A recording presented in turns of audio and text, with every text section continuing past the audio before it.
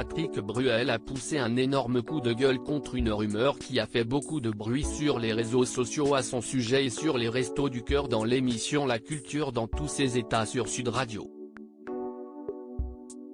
Patrick Bruel est le recordman du spectacle des Enfoirés. 30 participations, 203 chansons interprétées, 16 sketchs, 4 morceaux enregistrés en studio. Le chanteur est devenu une véritable figure emblématique des concerts en l'honneur des Restos du Cœur. Et après autant d'années sur scène pour l'association, Patrick Bruel prend toujours autant de plaisir de faire partie de la bande comme il l'a confié à Télé Loisirs. Il n'arrive pas à me virer, plaisante-t-il. Depuis que j'ai commencé, je n'ai raté aucune édition mais je n'ai raté aucun concert, surtout. Je ne dis pas que je viens assidûment avant aux répétitions, mais au moins j'essaye de faire toutes les représentations.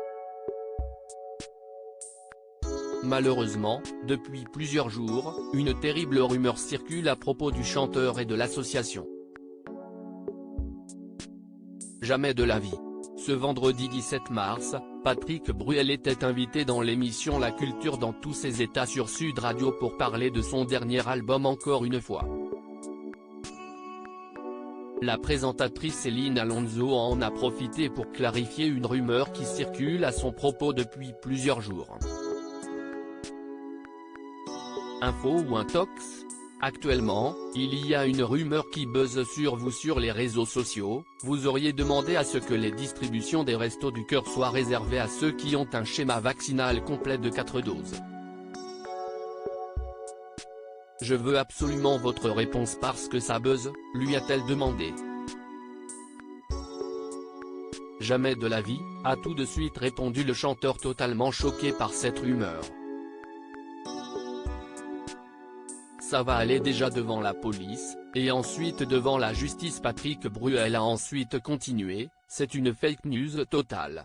J'ai bien vu les images fabriquées comme si BFM TV avait fait un bandeau, même les gens de la chaîne étaient outrés et je le suis aussi évidemment.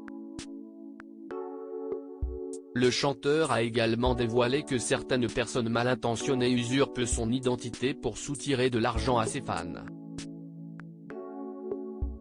Mais les fake news, il n'y a pas que ça.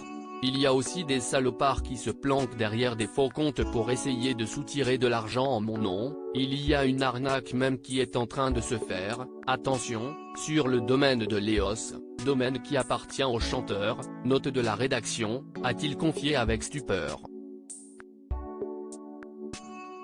Avant de conclure, mais tout ça va aller déjà devant la police, et ensuite devant la justice, parce qu'on ne va pas laisser ça comme ça. C'est lamentable. À lire aussi, c'est grâce à cette truffe, cette émission que Patrick Bruel a refusé d'animer et qui a lancé la carrière de Christophe de Chavannes, révélation dans quelle époque.